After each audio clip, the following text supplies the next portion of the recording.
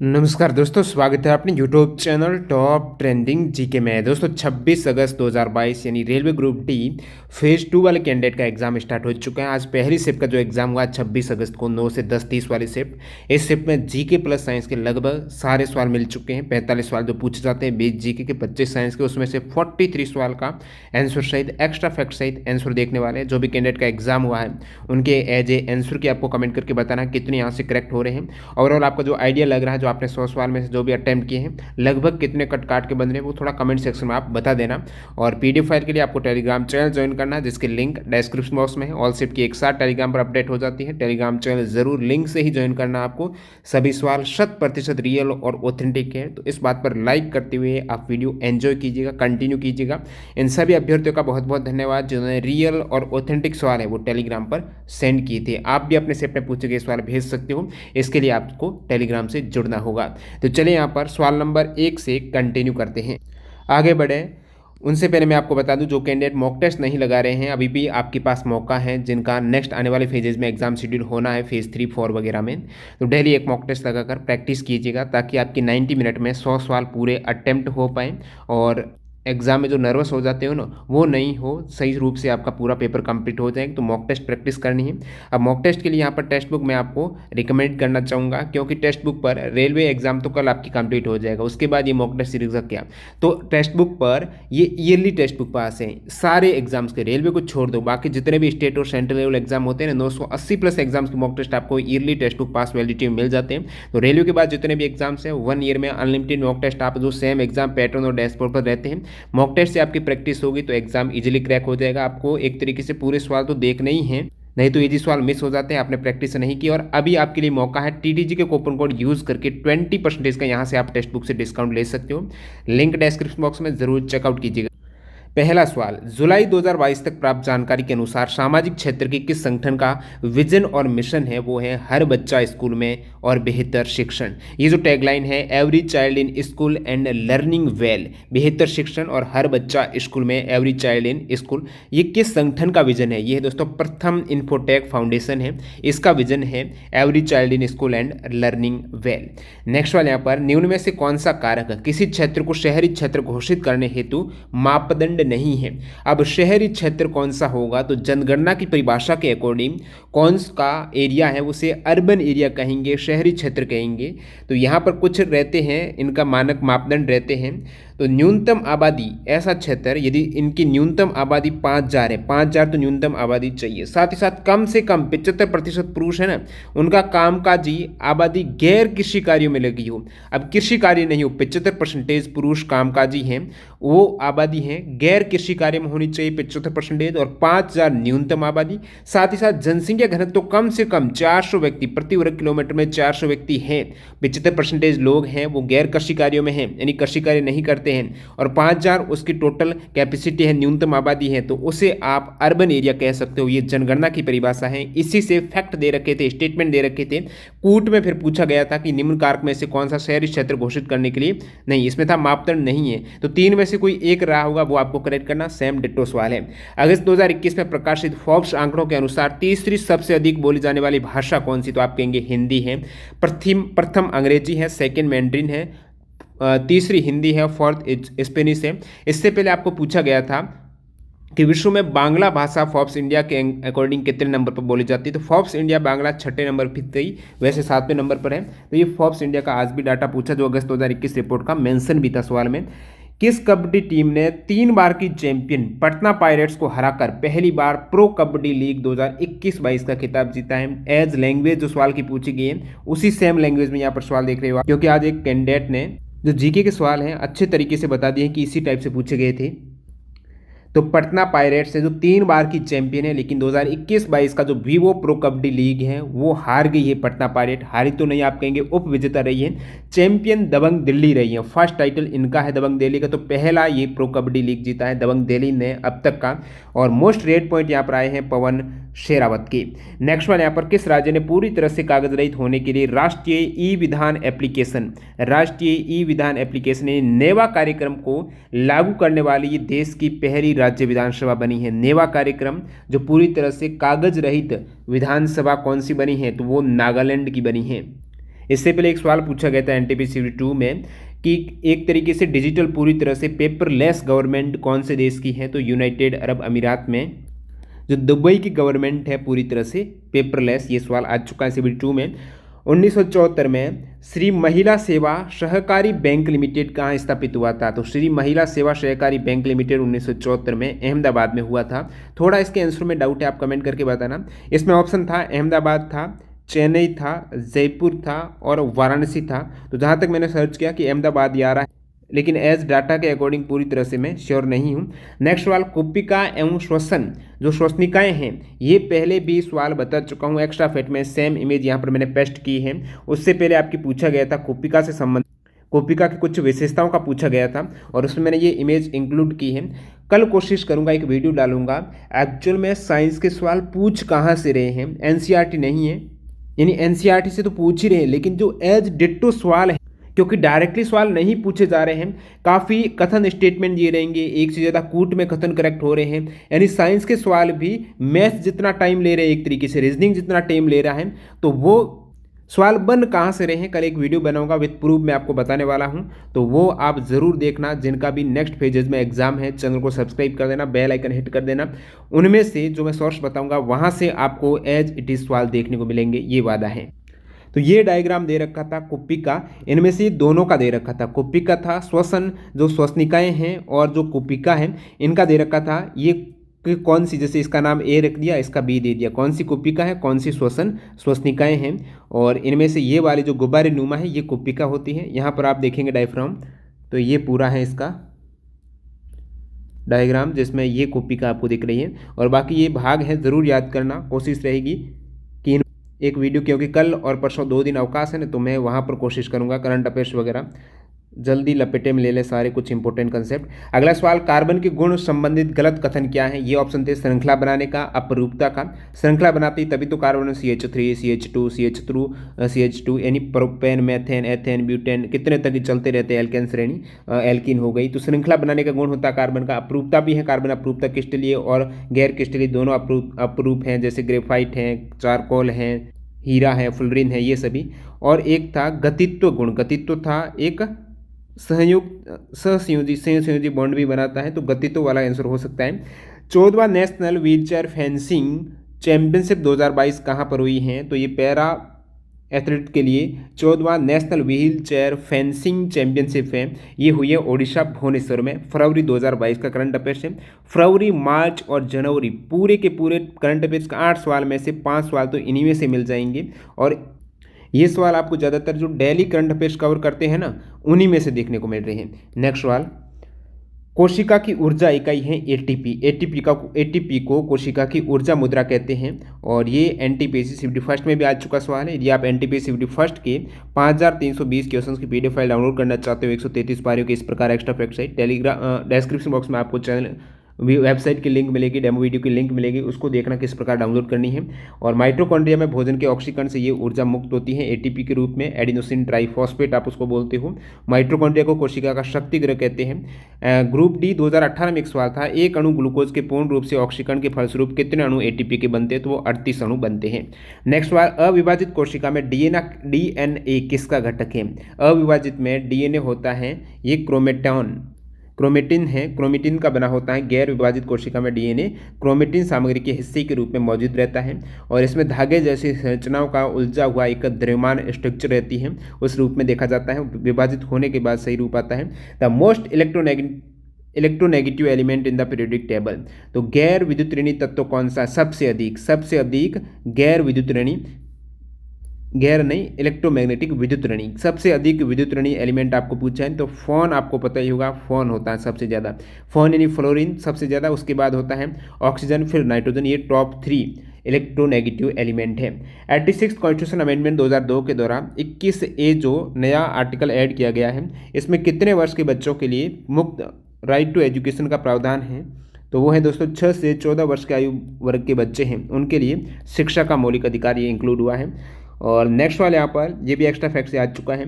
तो सिरका, टमाटर, जब आपको एक सवाल पूछा गया था कि नेटल के डंक में कौन सा एसिड होता है, मेथेनोइक एसिड होता है। सवाल था मेथेनोइक अम्ल किस में होता है, तो नेटल का डंक था जो इसी प्रकार उसमें मैंने बताया था, तो आज डायरेक्टली पूछा है टमाटर। टमाटर मैंने कहा ओके टमाटर। ओके टमाटर यानी ऑक्जेलिक एसिड होता है टमाटर में, और संतरा में होता है सिट्रिक, और नींबू में भी सिट्रिक होता है।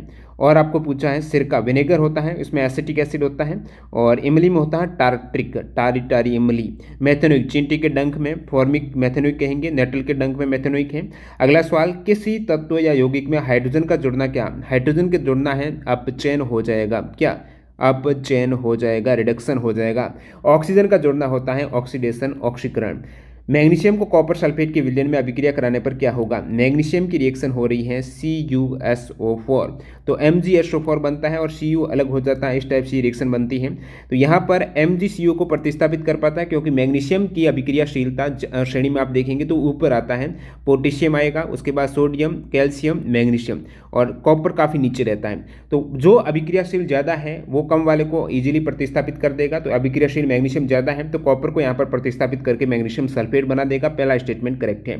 Mg का कलर भूरा हो जाता है, सल्फेट हल्के नीले रंग में बदल जाता है। जो सवाल आपके साइंस के पूछ रहे हैं इस प्रकार डायरेक्टली नहीं पूछ रहे हैं, ये सवाल आ रहा है इस प्रकार। और इसमें भी आपकी ऑप्शन में था कि 1 और 2 करेक्ट है, केवल 1 करेक्ट है, 1 2 3 तीनों करेक्ट हैं जो स्टेटमेंट थे, इस टाइप से घुमा जा रहा है सवाल को। तो यहाँ पर इस रिएक्शन की बात करूँ, जो शुरुआत में जो कॉपर रहता है, कॉपर सल्फेट, वो नीले रंग का रहता है, ये कॉपर सल्फेट नीले रंग का रहेगा। उसके बाद मैग्नीशियम से रिएक्शन करता है तो ये नीला रंग फीका पड़ जाता है, मैग्नीशियम मिलाने पर ये कलर मैग्नीशियम सल्फेट बनता है, जिसका कोई कलर नहीं रहता, रंगहीन। पहले ये नीला है, अब रंगहीन हो गया। साथ ही साथ कॉपर, यहाँ पर कॉपर किस रंग का, भूरे रंग का। तो इनमें से कोई आपको स्टेटमेंट देखना था। सल्फेट हल्के नीले रंग में बदल जाता है, बिल्कुल हल्का हो जाता है नीला रंग, ये करेक्ट दिख रहा है मेरे को, एक तरीके से रंगहीन हो जाता है ये। मैग्नीशियम का कलर भूरा नहीं होता, कॉपर का भूरा हो जाता है। नेक्स्ट सवाल, in which year we celebrate the 150th birth anniversary of Mahatma Gandhi. Mahatma Gandhi का 150वां जयंती वर्ष सभी को पता होगा 2019 में काफ़ी चर्चा में रहा था, हर जगह आपने होर्डिंग वगैरह देखा होगा, 150वां जयंती वर्ष 2019 में। अगला सवाल, 2 ओम, 4 ओम, 3 ओम, 3 ओम के 4 प्रतिरोध हैं। इस प्रकार 4 प्रतिरोध थे, जिसमें 2 ओम, 3 ओम, 4 ओम, 3 ओम को श्रेणी क्रम में है। ये आगे बैटरी से जुड़े गए थे, जिसका वो विभवांतर है आपस में सिरों में, वो 6 वोल्ट का है। तो 4 प्रतिरोध जब ऐड किए गए हैं तो इनमें पूछा है कि तुल्य प्रतिरोध, एक ही सवाल में 2 सवाल थे, तुल्य प्रतिरोध इन चारों को ऐड करो, यानी 2 और 4 6, 6 और 6 12, तो 12 ओम हो जाएगा तुल्य प्रतिरोध। अब आपको पूछा साथ ही साथ धारा कितना, धारा है V बराबर IR, I बराबर V/R, V यहाँ पर 6 वोल्ट है, 12 टोटल तुल्य प्रतिरोध आ गया, यानी 1/2 आपकी करंट आ गई। नेक्स्ट वाले, यदि 2 प्रतिरोध R1 और R2 समानांतर क्रम में जुड़े हैं तो तुल्य प्रतिरोध में आपको 1/R बराबर 1/R1 प्लस 1/R2 होता है। इनमें से सिर्फ R का पूछा है, तो यहाँ पर आप एलसीएम लेंगे, R बराबर R1 R2 बट्टा, क्योंकि ये भी अभी तक 1/R1 है, ऊपर हो जाएगा R2 प्लस R1, या फिर R बराबर हो जाएगा R1 R2 बट्टा R1 प्लस R2।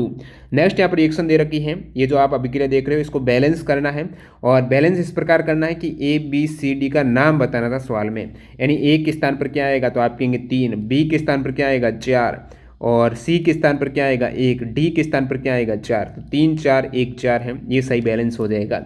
नेक्स्ट, साहित्य में नोबेल पुरस्कार पाने वाले प्रथम भारतीय व्यक्ति, तो भारतीय व्यक्ति हैं जिनको नोबेल प्राइज मिला है, प्रथम भारतीय रविंद्रनाथ टैगोर हैं, उनको 1913 में साहित्य उनकी रचना गीतांजलि के लिए अवार्ड मिला है। और अन्य भारतीय आप देख सकते हो वो किस फील्ड में नोबेल प्राइज मिला है, कब मिला है, आने वाले सेट के लिए इंपॉर्टेंट है। सर चंद्रशेखर वेंकट रमन को 1930 में मिला फिजिक्स का, क्योंकि कहीं ना कहीं भारतीय नागरिक रहे हैं, मूल रूप से भी ओरिजिन रहे हैं। हरगोविंद खुराना चिकित्सा के क्षेत्र में 1968, मदर टेरेसा 1979 शांति, प्रथम भारतीय महिला जिन्हें नोबेल मिला है वह है मदर टेरेसा। सुब्रमण्यम चंद्रशेखर 1983 भौतिकी, अमर्त्य सेन 1998 अर्थशास्त्र, VS नायपाल 2001 साहित्य, वेंकट रमन रामकृष्ण रसायन का 2009 में, कैलाश सत्यार्थी को शांति का 2014 में मिला था। किस राज्य ने पूरे राज्य में छत पर वर्षा जल संचयन अनिवार्य कर दिया है, यानी आपको छत पर वर्षा जल संचयन करना ही होगा, इस प्रकार से अनिवार्य किया है, वो तमिलनाडु ने किया है, ग्राउंड वाटर कम हो रहा इसके रिगार्डिंग। अमृता देवी बिश्नोई किन पेड़ों की रक्षा हेतु बलिदान दे दिया है, अमृता देवी बिश्नोई सभी को पता होगा, प्रेस में भी आ चुका है आपके, ये राजस्थान के जोधपुर से खेजड़ी गांव है वहीं पर, तो खेजड़ी गांव का नाम खेजड़ी से ही पड़ा है, काफ़ी ज़्यादा। खेजड़ी जो एक वृक्ष होता है राजस्थान के जो रेगिस्तान में होता है, हमारे गांव में भी खूब होते हैं। तो अमृता देवी बिश्नोई हैं खेजड़ी, ये इस वृक्ष की रक्षा के लिए बलिदान दिया था। बात है 1730 की। 12 सितंबर को जोधपुर के जो राजा थे अभय सिंह ने आदेश दिया है, उनका महल बनाना था लकड़ियों से, तो खेजड़ी को पेड़ों को काटने के आदेश दिए। तो इनका विरोध किया। पर्यावरण बचाने के लिए बिश्नोई समाज हमेशा आगे रहता है। तो उनकी बेटियों सहित अमृता देवी हैं वहाँ पर बलिदान दे दिया था। नाम था उनकी बेटियों का आसू रत्नी और भागूबाई के साथ में।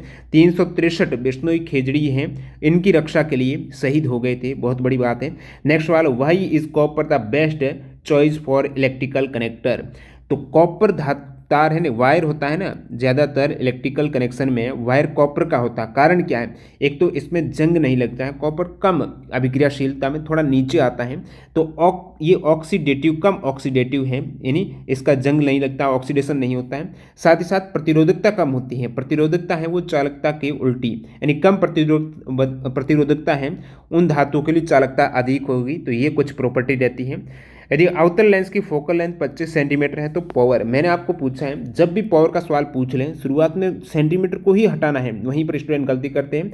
क्योंकि जो पावर रहती है लेंस की डायोप्टर में, वो फोकल लेंथ के व्युत्क्रमानुपाती कब होगी, जब फोकल लेंथ मीटर में दी गई हो। तो 25 सेंटीमीटर को आप मीटर में बदलेंगे तो 25/100 करेंगे, या फिर 1/4 मीटर आप कह सकते हो। तो F के स्थान पर आपको 1/4 लिखना है। तो P बराबर उल्टा हो जाएगा जस्ट 4 डाईऑप्टर। अब ये प्लस में होगा या माइनस में होगा वो भी देखना, क्योंकि ऑप्शन में जरूर 4 डाईऑप्टर के दो विकल्प रहे होंगे, एक प्लस का रहा होगा, एक माइनस का रहा होगा। अवतल लेंस में याद रखना हमेशा फोकल लेंथ नेगेटिव, क्योंकि उत्तल में पॉजिटिव होती है। उत्तल चाहे दर्पण हो या लेंस हो, यूपी यानी उत्तल में पॉजिटिव, अवतल में फोकल लेंथ नेगेटिव। तो फोकल नेगेटिव है, यहाँ पर पावर भी नेगेटिव हो जाएगी, -4 डायोप्टर। नेक्स्ट वाला, राज्यसभा की सीटों की जो आवंटन किस अनुसूची है, अनुसूची 4 में आपको मिलेगा राज्यसभा में या फिर राज्य परिषद में सीटों का आवंटन। तो सभी 12 अनुसूची हैं, उसमें क्या विषय है जरूर देख के जाना। अनुसूची 1 में राज्य और संघ शासित प्रदेशों की सूची, 2 में विशेष शक्तियां राष्ट्रपति उनके सभी का वेतन का विवरण है, 3 में राष्ट्रपति और उपाध्यक्ष को छोड़कर शपथ और वादे, 4 में जो पूछ ही लिया है, 5 में और 6 में स्पेशल इन राज्यों का मेंशन रहता है। छठी अनुसूची में कौन सा राज्य नहीं है, तो असम है, मेघालय है, मिजोरम है, त्रिपुरा है। तो एटीएम वाले राज्य हैं छठी अनुसूची में, यानी असम, त्रिपुरा, मिजोरम, मेघालय। जनजाति क्षेत्र का प्रशासन, और 5वीं में अनुसूचित क्षेत्र और जनजाति के प्रशासन और नियंत्रण। 7वीं में संवर्ती सूची का प्रावधान जो संघ और राज्य के बीच में। भारत की आधिकारिक भाषाएं 8वीं में हैं। भूमि वाला, भूमि कर, रेलवे वगैरह उद्योग से संबंधित कार्य 9वीं में। और दल बदल विरोध है अनुसूची 10 में। 11 में पंचायती राज, 12 में नगर निगम। नेक्स्ट वाले यहाँ पर, अवतल दर्पण में आपतित किरण फोकस दूरी की समानांतर आकर उसी रास्ते में से जाती है, परावर्तन कौन। ये सवाल एग्जैक्टली समझ में नहीं आ रहा, किस टाइप से लैंग्वेज था, कमेंट सेक्शन में बताना। अवतल दर्पण से आपतित किरण फोकस दूरी है, फोकस दूरी का यहाँ पर क्या मतलब है, यही हुई। अब इसके समानांतर है, तो मुख्य अक्ष की एक तरीके से समानांतर बात हो रही है, आकर उसी रास्ते से जाती है। वापस उसी रास्ते से कैसे जा रही है समझ, क्योंकि उसी रास्ते से नहीं जा पाएगी, अविलंब तो है नहीं यहाँ पर। ये अविलंब तो यहाँ पर होता, मुख्य अक्ष अविलंब है, या फिर सी से यदि प्रकाश किरण आ रही होती तो वापस चली जाती, क्योंकि अविलंब उस केस में आपका आपतन कोण शून्य रहता, जो अविलंब खुद के साथ एंगल बनता है। तो यहाँ पर थोड़ा आप बताना किस टाइप से लैंग्वेज थी। एक सवाल इस टाइप से इमेज देकर पूछा गया था, XX क्रोमोसोम, XY क्रोमोसोम है। तो X और जब X मिल जाएंगे तो XX फीमेल, और फीमेल का X और मेल का Y मिलेगा तो वहाँ पर मेल XY। तो इस प्रकार दे रखे थे। तो संतति के लिंग का निर्धारण माता से, संतति के लिंग का निर्धारण पिता से। लड़की या लड़का होने की 50% पॉसिबिलिटी है, कोई लड़की भी हो सकता है, लड़का भी हो सकता है। संतति का लिंग निर्धारण है वो पिता से, एक तरीके से कहेंगे, क्योंकि माता में दोनों ही कॉमन है।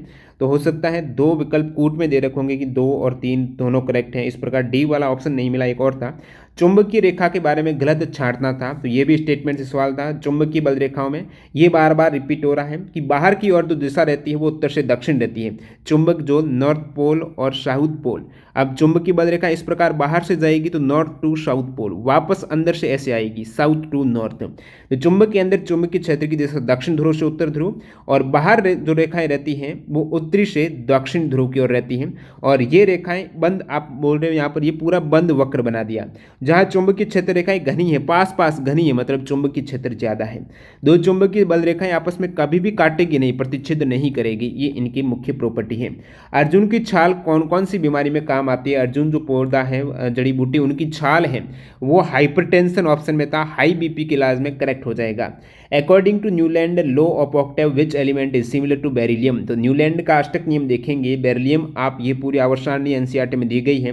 तो जो एलिमेंट एक ग्रुप में है वो समान प्रॉपर्टी है। बेरिलियम का यहाँ पर 8वां तत्व आ रहा है। जिस कैंडिडेट को बेरिलियम का 8वां तत्व बाद में पता था, 7 प्लस करेंगे, 1 2 3 4 5 6 7 प्लस किया तो 8वां मैग्नीशियम, आपस में प्रॉपर्टी समान है। इससे पहले लिथियम का पूछा गया था, सोडियम की समान थी। बोरोन का एल्यूमिनियम हो जाएगा, कार्बन सिलिकॉन, नाइट्रोजन फास्फोरस है, ऑक्सीजन है, सल्फर है। तो इन सभी की आपस में प्रॉपर्टी हाइड्रोजन की फ्लोरीन की है, फ्लोरीन की क्लोरीन से है, सोडियम की पोटेशियम के हैं। ये भी आपस में एल्यूमिनियम की नीचे वाले सेम प्रॉपर्टी शो करेंगे। पहला और 8वां एलिमेंट है। पहला एलिमेंट हाइड्रोजन है, अंतिम तत्व 56वां थोरियम है, इससे भी पूछा हुआ है। ये सभी स्टेटमेंट आ चुके हैं। एड्स के इलाज में किसका प्रयोग सफल नहीं हुआ है? एड्स के इलाज में वैक्सीन एड्स की अभी तक कोई भी रिकॉग्नाइज्ड है, मान्यता प्राप्त फूड एंड ड्रग एडमिनिस्ट्रेशन की वैक्सीन नहीं है एचआईवी की। एड्स के विरुद्ध जो एचआईवी वायरस रहता है। किसने साइबर हमले को संबोधित करने के लिए बेंगलुरु में नए साइबर सुरक्षा हब का अनावरण किया है? यह भी फरवरी का करंट अफेयर्स है। तो इंटरनेशनल बिजनेस मशीन कॉप यानी आईबीएम ने बेंगलुरु में नए जो साइबर सुरक्षा हब है इसका अनावरण किया है। अवतल दर्पण की फोकस दूरी क्या होगी? अगर बिंब दूरी 24 है, प्रतिबिंब दूरी 12 सेंटीमीटर है। तो देखिए अवतल दर्पण की फोकस दूरी आपको दे रखा है। अवतल दर्पण में फोकस दूरी माइनस में ही आंसर करना था आपको, क्योंकि अवतल की माइनस होती है। साथ ही साथ यहाँ पर बिंब दूरी है, यू हमेशा माइनस में ली जाती है, 24 सेंटीमीटर। दर्पण जब अवतल है, प्रतिबिंब कहाँ रखा है? प्रतिबिंब 12 सेंटीमीटर पर बन रहा है अवतल दर्पण में। तो अवतल दर्पण में बिंब से आगे की ओर प्रतिबिंब बनता है कौन सी स्थिति में? जब अनंत पर आपका प्रतिबिंब होगा उस केस में फोकस पर बनता है। और जब अनंत और सी से परे रहता है उस केस में एफ और सी के मध्य बनता है, एफ और सी के मध्य। तो हो सकता है प्रतिबिंब आपका बिंब आपका सी से परे हो, तभी एफ और सी के मध्य प्रतिबिंब बना होगा। अदरवाइज यदि बिंब है वो सी पर होगा तो प्रतिबिंब सी पर बनेगा, और जैसे ही सी और एफ के मध्य आएगा तो फिर प्रतिबिंब सी से परे बन जाएगा, और एफ पर आएगा तो अनंत पर बन जाएगा। तो यहाँ पर एक आइडिया आपको लग रहा है कि जो प्रतिबिंब बन रहा है वो सी और एफ के मध्य बन रहा है, क्योंकि छोटा प्रतिबिंब बन रहा है बिंब से। ये आइडिया लगाना है कहीं प्रतिबिंब सीधा तो न बन जाए, चौथी स्थिति में न बन जाए।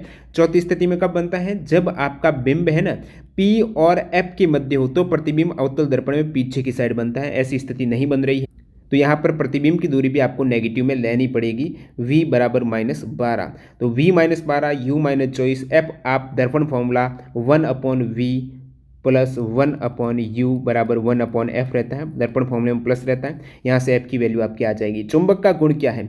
चुंबक आकर्षण भी करती है, विपरीत समान ध्रुव प्रतिकर्षण भी करते हैं। कंपास में जरूर चुंबक रहती है, तभी डायरेक्शन पता चलती है, क्योंकि नॉर्थ और साउथ में चुंबक की जो निडल रहेगी। तो ABC तीनों करेक्ट दिख रहे हैं। ब्रह्मपुत्र नदी पर कौन सा विश्व का सबसे बड़ा द्वीप है? माजुली द्वीप असम में है। इसके अलावा उमानंदा द्वीप भी ब्रह्मपुत्र पे, और वो भारत का सबसे छोटा द्वीप है, वो भी असम में। पिकॉक आइलैंड भी गुवाहाटी असम में ब्रह्मपुत्र नदी पर है। ये प्रमुख द्वीप हैं जो ब्रह्मपुत्र नदी पर। विश्व में श्वेत प्रकाश किरण प्रिज्म में श्वेत प्रकाश किरण के वर्ण विक्षेपण संबंधित स्टेटमेंट थे।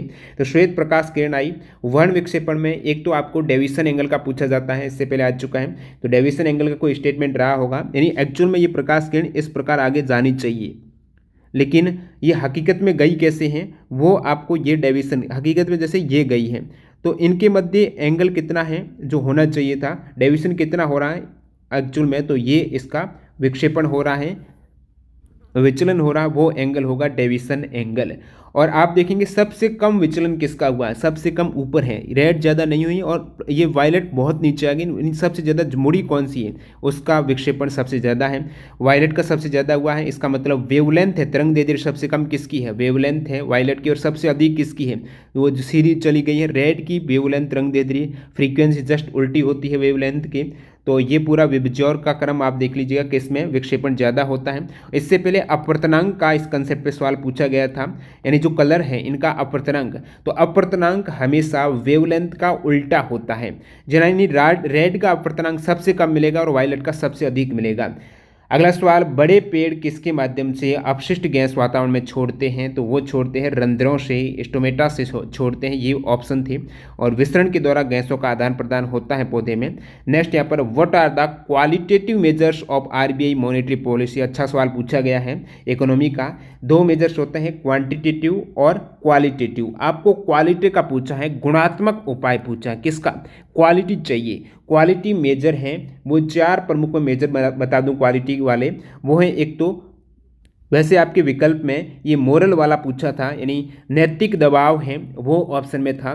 तो जो क्वालिटेटिव मेजर्स हैं उनको कंट्रोल करने के लिए प्रमुख रूप से rationing of credit, regulation of consumer credit है, चेंज इन मार्जिनल रिक्वायरमेंट और मोरल शोषण, ये चार प्रमुख मेजर्स रहते हैं मौद्रिक नीति के गुणात्मक उपाय में। मोरल वाला आपका विकल्प में था, आपको करेक्ट करना था, ये क्वालिटिव है।